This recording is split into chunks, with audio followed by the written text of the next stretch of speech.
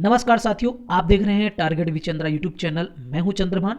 बात करेंगे उत्तर प्रदेश विशेष सामान्य ज्ञान की। और ये जो जीके के टॉप 20 क्वेश्चन मैं लेके आया हूं, ये आपके आने वाली जो परीक्षाएं हैं जो कि उत्तर प्रदेश विषय से संबंधित हैं, उन सभी परीक्षाओं में ये वीडियो आपके लिए काफ़ी लाभकारी साबित होने वाला है। तो आगामी जो परीक्षाएं लगी हुई हैं 19 दिसंबर को, जिसमें से जेल वार्डर की बात करेंगे, उस पर भी ये काफ़ी फायदा करेगा, चूंकि उत्तर प्रदेश रिलेटेड यहाँ पर जीके के क्वेश्चन रखे गए हैं। तो इनको आप आसानी से अगर एक बार देख लेंगे तो आप आसानी से हल कर सकते हैं। तो आइए दोस्तों, सॉल्व करते हैं ये टॉप 20 क्वेश्चन जो कि उत्तर प्रदेश के सामान्य ज्ञान से संबंधित है। तो पहला क्वेश्चन है आज का, उत्तर प्रदेश का सर्वाधिक विस्तृत पक्षी विहार है। अर्थात यहां पूछा जा रहा है कि उत्तर प्रदेश का सबसे बड़ा पक्षी विहार कौन सा है। चार आप विकल्प दिए गए हैं, आपको बताना है इसमें कौन सा सही होगा। दोस्तों यहां पर आप अपना आकलन भी कर सकते हैं, चूंकि आप परीक्षा देने जा रहे हैं, आपकी तैयारी कैसी है वो भी आप यहां से जान सकते हैं। तो बताना है आपको इसमें से कौन सा विकल्प सही होगा, अर्थात सबसे बड़ा विस्तृत पक्षी विहार कौन सा है उत्तर प्रदेश का। तो दोस्तों ऑप्शन नंबर सी आप देख रहे होंगे, लाख बहोसी पक्षी विहार, ये उत्तर प्रदेश का सबसे बड़ा पक्षी विहार है। और ये कहाँ पर है अगर आपसे ये पूछ लिया जाता, तो दोस्तों उत्तर प्रदेश में एक जिला है कन्नौज। कौन सा जिला? कन्नौज, जिसे इत्र नगरी भी कहते हैं। लाख बहोसी पक्षी विहार का गठन कब किया गया? 1988 ईस्वी में इसकी स्थापना की गई थी। उत्तर प्रदेश में कुल कितने पक्षी विहार हैं? दोस्तों प्रमुख 10 पक्षी विहार हैं। इसमें से जो और कुछ नाम दिए गए हैं उनकी अगर बात करें, जैसे कि दिया गया है समान पक्षी विहार। तो समान पक्षी विहार कहाँ पर है स्थित है? दोस्तों ये मैनपुरी जिले में है। मैनपुरी इटावा सुना होगा आपने, तो मैनपुरी जिले में ये है। इसकी स्थापना कब हुई थी? इसकी स्थापना 1990 में हुई थी। ऐसे ही अगर हम नवाबगंज पक्षी विहार के बारे में पूछा जाए कि ये कहाँ पर है, तो बहुत पूछा जाता है एग्जाम में, ये कहाँ पर है? उन्नाव जिला में। लखनऊ और कानपुर के बीच में एक जिला पड़ता है उन्नाव, वहीं पर ये नवाबगंज पक्षी विहार है। लेकिन एक चीज़ याद रखिए, इस नवाबगंज पक्षी विहार का दूसरा नाम क्या है? शहीद चंद्रशेखर आज़ाद पक्षी विहार। शहीद चंद्रशेखर आज़ाद, चूंकि चंद्रशेखर आज़ाद उन्नाव में काफ़ी समय बिताए हुए हैं, इनके ये मूल निवासी उन्नाव के ही हैं, बाद में एमपी में जाकर के रहने लगते हैं, तो इनका नाम चंद्रशेखर आज़ाद के नाम पर शहीद चंद्रशेखर आज़ाद पक्षी विहार भी है। तो कभी कभी एग्जाम में नाम बदल करके भी पूछ लेता है, तो आपको याद रखना है। अगला है सांडी पक्षी विहार। तो सांडी पक्षी विहार कहाँ पर है दोस्तों? ये उत्तर प्रदेश का एक जिला है हरदोई, ठीक है, लखनऊ के पास में है हरदोई, यहाँ पर यह सांडी पक्षी विहार है। चलिए अगले क्वेश्चन की तरफ बढ़ते हैं। अगला है, गुरु गोविंद सिंह स्पोर्ट्स कॉलेज कहाँ स्थित है? चार विकल्प दिए गए हैं, आगरा, प्रयागराज, गोरखपुर, लखनऊ। बताना है आपको गुरु गोविंद सिंह स्पोर्ट्स कॉलेज कहाँ स्थित है। तो दोस्तों ऑप्शन नंबर डी इसका सही आंसर है, लखनऊ में स्थित है। अगला क्वेश्चन देखते हैं। अगला क्वेश्चन है, अमीर खुसरो ने किसके विकास में अग्रगामी भूमिका निभाई थी? ऑप्शन ए ब्रजभाषा, बी अवधी, सी खड़ी बोली, डी भोजपुरी। तो दोस्तों अमीर खुसरो ने, जिनको तूतीय हिंद भी कहा जाता है, इन्होंने खड़ी बोली के विकास में अग्रगामी भूमिका निभाई थी। तो काफ़ी महत्वपूर्ण व्यक्ति हैं अमीर खुसरो, जिनका जन्म कहाँ पर हुआ था? एटा में। तो ये भी आप याद रख सकते हैं। अगला क्वेश्चन देखते हैं। अगला क्वेश्चन है, उत्तर प्रदेश में संतरे की पैदावार वाला मुख्य जिला है, अर्थात सबसे ज़्यादा संतरा उत्तर प्रदेश के किस जिले में पैदा होता है?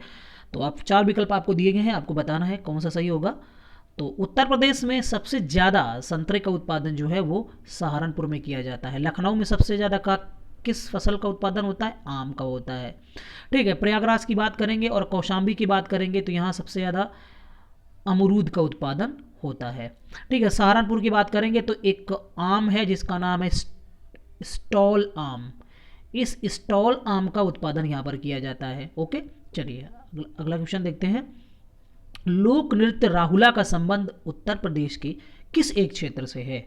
बताना है आपको, चार विकल्प दिए गए हैं, तो बताइए जल्दी से कौन सा सही होगा।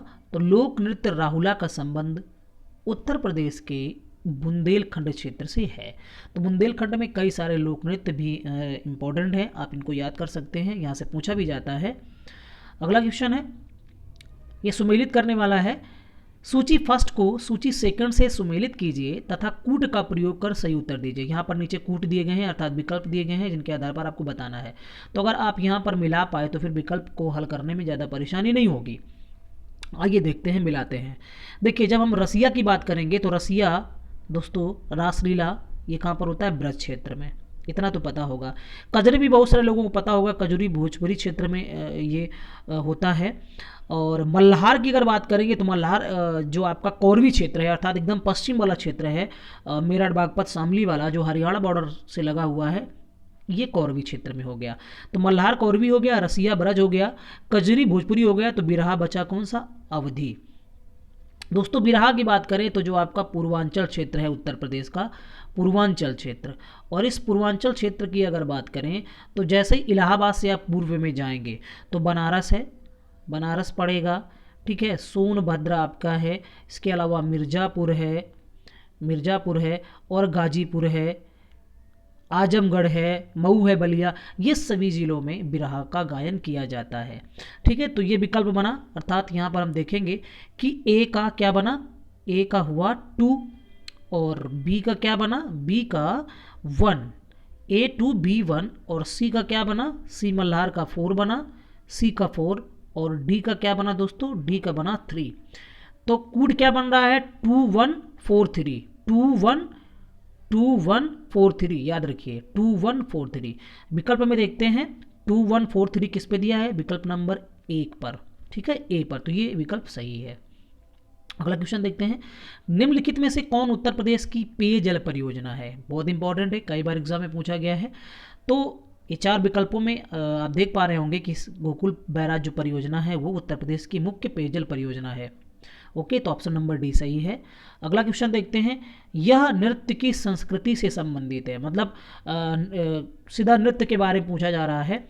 तो दोस्तों, ख्याल नृत्य ये बुंदेलखंड क्षेत्र में किया जाता है। कहाँ पर किया जाता है? बुंदेलखंड क्षेत्र में ख्याल नृत्य, ये जो है वो नृत्य की संस्कृति से संबंधित है, विकल्प नंबर ए। अगला क्वेश्चन देखते हैं, पीएसी विद्रोह के समय उत्तर प्रदेश के मुख्यमंत्री कौन थे? चौधरी चरण सिंह, बी कमलापति त्रिपाठी, सी एच.एन. बहुगुणा, डी है नारायण दत्त तिवारी। तो दोस्तों, पीएसी विद्रोह के समय उत्तर प्रदेश के मुख्यमंत्री थे कमलापति त्रिपाठी। ये विद्रोह हुआ था कब? 1973 ईस्वी में। और ये जो कमलापति त्रिपाठी थे ये कांग्रेस के बहुत बड़े दिग्गज नेता थे, और अर्श से फर्श तक ये कांग्रेस पार्टी में पहुंचे थे, और कह सकते हैं कि इंदिरा गांधी के खास सलाहकार थे, खास उनके साथ रहने वाले थे। एक बार की बात है कि जब इमरजेंसी लग जाती है, इंदिरा गांधी जी लगाती हैं, तो उनके एक सहयोगी थे जगजीवन राम को लगता था कि अगर इंदिरा गांधी जी जब इस्तीफा देंगी तो हमें अगला प्रधानमंत्री बनाएंगी। लेकिन कई ऐसे पत्रकार थे जिन्होंने ये बात कही हुई है कि इंदिरा गांधी की सबसे पहली पसंद थे, अगर वो अपना पद का त्याग करती हैं तो वो प्रधानमंत्री किसको बनाती? कमलापति त्रिपाठी को बनाती। ठीक है दोस्तों, ये चंदौली जिले से भी विधायक बनते हैं और इसी पूर्वांचल के रहने वाले थे। बनारस में इनका काफ़ी धाक थी, अर्थात जब तक कमलापति त्रिपाठी रहते हैं तब तक बनारस में कांग्रेस की सरकार हुआ करती थी, लेकिन इनके जाने के बाद फिर यहाँ पर बीजेपी की सरकार का ये गढ़ बन गया, बीजेपी पार्टी का गढ़ बन जाता है बनारस। तो पीएसी विद्रोह की बात करें तो ये पीएसी विद्रोह 1973 में हुआ था, जिस समय ये मुख्यमंत्री थे। उस समय हुआ क्या कि जो पीएसी के जो बड़े अधिकारी थे, पीएसी एक फोर्स है, उत्तर प्रदेश की पुलिस फोर्स है, जो कि विशेष जब घटनाएं होती हैं तो उसको दबाने के लिए इसको लाया जाता है। कहते हैं कि ये पीएसी वाले लोग मारते बहुत ज़्यादा हैं, तो इनके हाथ में 24 घंटा लाठी रहती है, और जब बहुत ही विशेष बल की आवश्यकता पड़ती है तो पीएसी को बुलाया जाता है। लेकिन उस समय की बात है कि पीएसी के जो कांस्टेबल थे, जवान थे, उनके जो अधिकारी हुआ करते थे वो इन कांस्टेबल से अपने घर तक का काम कराते थे। मतलब बहुत ज़्यादा तानाशाही थी, ऐसी स्थिति हो गई थी कि एकदम पशुओं जैसी ज़िंदगी कांस्टेबल जीते थे। तो उसी समय नौसेना विद्रोह भी हुआ था, लेकिन नौसेना विद्रोह जो था वो अंग्रेजों के खिलाफ था। लेकिन ये जो पीएसी विद्रोह है ये तो अपनी ही सरकार के खिलाफ था, अर्थात उस समय कमलापति त्रिपाठी उत्तर प्रदेश के सीएम हुआ करते थे, और इस पीएसी के जो पुलिस बल के जो कांस्टेबल थे उन लोगों ने विद्रोह कर दिया, भयंकर विद्रोह हुआ, और इसके लिए आर्मी को भी बुलाना पड़ा। इस विद्रोह में दोस्तों बात करें तो 30 जो पीएसी के जवान थे उनकी डेथ होती है, और लगभग 13 आर्मी के जवान भी मारे जाते हैं।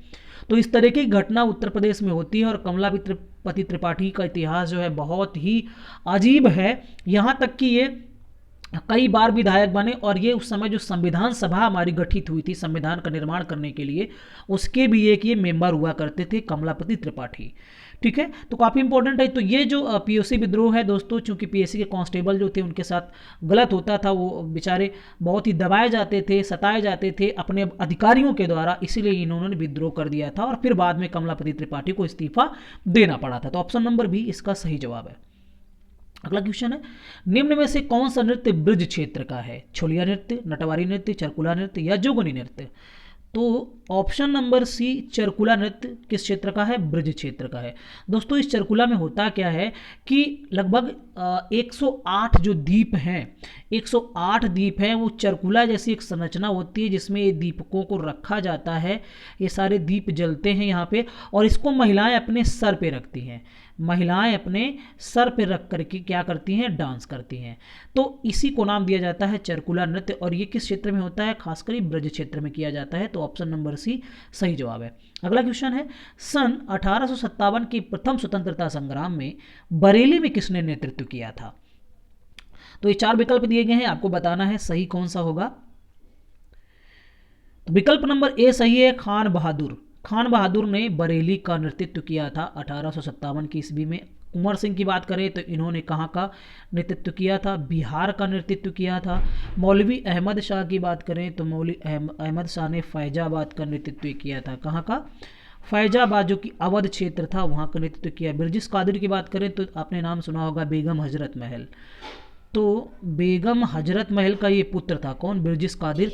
तो जब बेगम हजरत महल ने लखनऊ से नेतृत्व किया था, तो स्वाभाविक सी बात है बिरजिस कादिर भी लखनऊ से ही इसने नेतृत्व किया होगा। तो पहला ऑप्शन यहाँ पर सही है, बरेली से खान ने 1857 के स्वतंत्रता संग्राम में नेतृत्व किया था। अगला क्वेश्चन, उत्तर प्रदेश के किस शहर को सल्तनत काल में पूर्व का सिराज कहा जाता था? ऑप्शन ए है आगरा, बी दिल्ली, सी जौनपुर। सॉरी, यहाँ पे डी होना चाहिए, यहाँ पर सी हो गया है, इसको आप डी समझिए। तो सी नंबर इसका विकल्प सही है, जौनपुर को सल्तनत काल में पूर्व का सिराज कहा जाता था। दोस्तों ये पूर्व का सिराज किसने कहा? तो ये किसने कहा था? शाहजहां ने कहा था। किसने? शाहजहां ने कहा था। दोस्तों एक समय था जब जौनपुर भारत का एक बहुत ही शिक्षा से संबंधित केंद्र हुआ करता था। तो शिक्षा का ये केंद्र था, बहुत सारे मदरसे, बहुत सारी मस्जिदें यहाँ पर बनी थी, ढेर सारे शिक्षकों को सम्मानित किया जाता था यहाँ पर। तो शिक्षा का एक प्रमुख केंद्र था ये सल्तनत काल में, ठीक है। और यहाँ तक कि इसकी ख्याति जो है देश दुनिया में, विदेशों में भी हुआ करती थी, यहाँ तक कि फारस तक के क्षेत्रों में भी लोग जौनपुर को जानते थे। तो ये बात जब पता चलती है, हुमायूं के समय में भी फारस के कई लोग आते हैं और वो जौनपुर के बारे में पता करते हैं। उसके बाद जब ये बात बाद में शाहजहां को पता चलती है, तो शाहजहां ने फिर इस जौनपुर को पूर्व का सिराज नाम दिया था। दोस्तों जौनपुर किसके नाम पर पड़ा है? तो फिरोज शाह तुगलक का नाम सुना होगा दोस्तों, तुगलक वंश का था फिरोज शाह तुगलक। तो फिरोज शाह तुगलक ने अपने चचेरे भाई जौना खां के नाम पर उसकी याद में क्या किया था कि इस जगह का नाम जौनपुर रखा था। तो कई सारे पॉइंट्स आपको यहाँ पर कंप्लीट हुए। अगला क्वेश्चन देखते हैं, चौरी चौरा घटना कब घटी? 4 विकल्प दिए गए हैं, आपको बताना है इसमें सही जवाब क्या है। तो इसमें विकल्प नंबर ए सही है, 5 फरवरी 1922 ईस्वी में क्या हुआ था? चौरी चौरा की घटना हुई थी। होता क्या है कि उस समय भारत में असहयोग आंदोलन चल रहा था, जो कि महात्मा गांधी जी के द्वारा चलाया गया था। और यहाँ पर हुआ क्या कि पुलिस ने कई जो मतलब असहयोग आंदोलन में शामिल लोग जो धरना प्रदर्शन कर रहे थे, उस पर पुलिस ने क्या किया? लाठी चार्ज कर दिया। जब पुलिस ने लाठी चार्ज कर दिया तो ऐसी स्थिति में वो जो जनता थी वो भड़क गई, और इन्होंने क्या किया कि वहाँ एक चौकी थी, थाना था, उस पर आग लगा दी। उस पर क्या किया? आग लगा दी। जब आग लगा दी तो उस आग में बहुत सारे लगभग 22 के करीब तो सैनिक मारे गए और 3 नागरिक मारे गए उसमें। तो क्योंकि गांधी जी को अहिंसा पसंद थी, वो हिंसा नहीं चाहते थे, और इसी वजह से फिर गांधी जी ने कब 22 फरवरी 1922 ईस्वी को जो असहयोग आंदोलन था उसको वापस ले लिया था। तो किस घटना की वजह से कभी कभी पूछा जाता है कि असहयोग आंदोलन को वापस लिया गया, तो चौरी चौरा घटना के लिए ऐसा किया गया था गांधी जी के द्वारा। ये चौरी चौरा नामक जो घटना हुई थी वो गोरखपुर जिले में हुई थी। ये जगह कहाँ पर पड़ती है? गोरखपुर में पड़ती है, उत्तर प्रदेश के, ठीक है। तो ऑप्शन नंबर इसका ये सही है। चलिए अगले क्वेश्चन की तरफ बढ़ते हैं, कौन सा वृक्ष अब एक पारिस्थितिक आतंकवादी माना जाता है?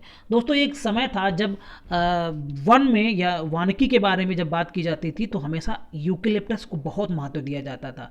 लेकिन धीरे धीरे जब रिसर्च हुआ, वैज्ञानिकों ने पता किया कि जो यूकेलिप्टस है ये अपने आसपास के जो पेड़ पौधे हैं उनको ये क्या करता है, नुकसान पहुंचाता है, और बहुत ज़्यादा नुकसान पहुंचाता है, यहाँ तक कि उनके पोषण को ये छीन लेता है। ये लगभग ये कह सकते हैं कि एक दिन में कम से कम ये 50 लीटर के ऊपर पानी सूख जाता है। तो ये अपने आसपास दूसरे पौधों को पनपने नहीं देता, इसीलिए इसको पारिस्थितिक आतंकवादी भी माना जाता है। तो ऑप्शन नंबर सी, यूकेलिप्टस को।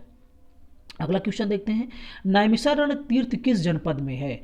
उज्जैन में है, या मथुरा में है, या सीतापुर में है, या लखीमपुर में है? दोस्तों नैमिषारण्य जो है वो शास्त्रों से, पुराणों से रिलेटेड इसका कई बार वहाँ पर नाम मिलता है। और ये जो नैमिषारण्य तीर्थ है ये दोस्तों उत्तर प्रदेश की जिला सीतापुर में स्थित है। लखनऊ से कितना दूर है? 80 किलोमीटर दूर ये जगह है।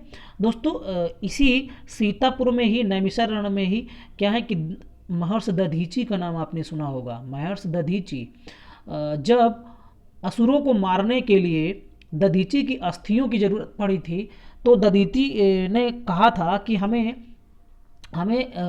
मतलब ऐसा स्नान करा दीजिए जो जिससे कि हम क्या हैं, हमें पुण्य की प्राप्ति हो। तो इंद्र देव ने कई सारे नदियों के और तीर्थ स्थलों के पानी को इकट्ठा किया हुआ था, और उसमें से दधीची जी ने स्नान किया था, और बाद में इन्होंने अपनी अस्थियों को छोड़ दिया, अपना शरीर छोड़ दिया। फिर उन अस्थियों से क्या बनता है? वज्र बनता है। ठीक है, उन अस्थियों से वज्र बनता है। क्या? वज्र। ठीक है, ये गलत, वज्र नहीं, वज्र बनता है। और जो इंद्र का जो इंद्र अपने हाथ में लिए रहते हैं, जो उनका हथियार है वो क्या है? वज्र। और ये वज्र कैसे बना था? दधीची जी की अस्थियों से बना था। तो ये भी सीतापुर में वहाँ पर दधीची कुंड भी है। ठीक है, चलिए अगला क्वेश्चन है, ठुमरी गायिका गिरजा देवी का संबंध है तो किस घराने से है, ये पूछा जा रहा है। तो दोस्तों बनारस घराने से है, मतलब ठुमरी गायिका ये हैं और इनका संबंध बनारस के शास्त्रीय संगीत का जो घराना है उससे जुड़ा हुआ है। Option number A. अगला क्वेश्चन है, देश की कुल जनसंख्या का कितना प्रतिशत उत्तर प्रदेश में निवास करती है? ऑप्शन ए 16.17%, फिर 16.71%, 17.16% और 17.61%। दोस्तों पॉइंट्स के बाद हम एक एक अंक को पढ़ते हैं। मैंने पढ़ दिया जल्दबाजी में, 16.17% पढ़ेंगे। ओके, आप ऐसे ही पढ़िएगा।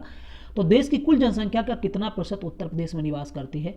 लगभग बात करें तो 16.50 के लगभग है, अर्थात इसके हिसाब से देखा जाए तो विकल्प नंबर ए सही है। 16.17% जो जनसंख्या है वो उत्तर प्रदेश में निवास करती है कुल भारतीय जनसंख्या का। ठीक है, अगर हम बात करें क्षेत्रफल के हिसाब से, एरिया वाइज अगर हम बात करें तो जितना क्षेत्रफल भारत का है उस क्षेत्रफल का उत्तर प्रदेश कितना प्रतिशत है? तो 7.33% है। मतलब भारत के कुल क्षेत्रफल का उत्तर प्रदेश का क्षेत्रफल कितना है? 7.33%। अगर हम जनसंख्या की बात करें उत्तर प्रदेश की, तो उत्तर प्रदेश की कुल जनसंख्या 2011 की जनगणना के अकॉर्डिंग कितनी है? 19,98,12,341। इतनी जनसंख्या उत्तर प्रदेश की है। लेकिन अब जनगणना चूंकि 2021-22 में होने वाली है, तो अब ये आंकड़ा बहुत ज़्यादा बढ़ गया होगा। लगभग 25 करोड़ के लगभग आंकड़ा कम से कम इतना जा सकता है उत्तर प्रदेश की जनसंख्या का, लेकिन 2011 के जनगणना के अकॉर्डिंग इतना ही है।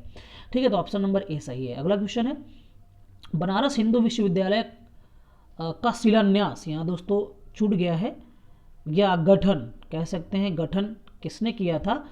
तो मदन मोहन मालवीय जी के द्वारा इसका शिलान्यास किया जाता है, गठन किया जाता है। और कब किया गया था? 1916 ईस्वी में। तो बनारस हिंदू विश्वविद्यालय, जिसे हम नाम देते हैं BHU, इसकी स्थापना मदन मोहन मालवीय जी के द्वारा 1916 ईस्वी में की गई थी। तो ऑप्शन नंबर बी सही है। अगला क्वेश्चन है, उत्तर प्रदेश में जैन एवं बौद्ध धर्म दोनों का प्रसिद्ध तीर्थ कौन सा है? तो सारनाथ किसके लिए फेमस है? बौद्ध के लिए। देवीपाटन, कुशीनगर बौद्ध के लिए। जो कौशाम्बी है दोस्तों, ये जैन और बौद्ध दोनों के लिए फेमस है। तो option number A correct answer है। अगला क्वेश्चन है, हिंडाल्को स्थापित है, हिंडाल्को स्थापित है रॉबर्ट्सगंज में, रेणुकूट में, मोदीनगर में, या ओबरा में? तो दोस्तों यहाँ आप देख रहे हैं ये ज़्यादातर जो जगहें हैं सभी के सभी सोनभद्र में हैं। और यहाँ हिंडाल्को की बात करेंगे, किसकी बात करेंगे? हिंडाल्को। तो हिंडाल्को जो एक लिमिटेड कंपनी है, जो कि आदित्य बिरला ग्रुप की ही एक कंपनी है, ये रेणुकूट में स्थित है। और इसका हेड क्वार्टर अगर पूछा जाए तो हेड क्वार्टर दोस्तों कहाँ पर है, इसका मुंबई। कहाँ पर है, मुंबई। वर्तमान में अगर चेयरमैन की बात करते हैं या सीईओ की बात करते हैं तो इसके चेयरमैन कौन है, इसके चेयरमैन हैं कुमार मंगलम बिरला। कौन, कुमार मंगलम बिरला। तो याद रखिए कुमार मंगलम बिरला, ठीक है, बिरला, और आदित्य बिरला ग्रुप की ही ये कंपनी है। और इसका अगर बात करें इसका गठन कब हुआ था तो 1958 ईस्वी में हुआ था। इस चीज़ को भी आप याद रखिए। तो ऑप्शन नंबर बी इसका सही जवाब है। दोस्तों ये टॉप 20 क्वेश्चन जो थे वो कंप्लीट हो चुके हैं। आपको वीडियो कैसा लगा आपको कमेंट्स में बताना है, और ये आपने कितने क्वेश्चन यहाँ पर सही किए हुए हैं वो भी आपको कमेंट्स बॉक्स में देना है। तो दोस्तों वीडियो देखने के लिए बहुत बहुत धन्यवाद। Thank you.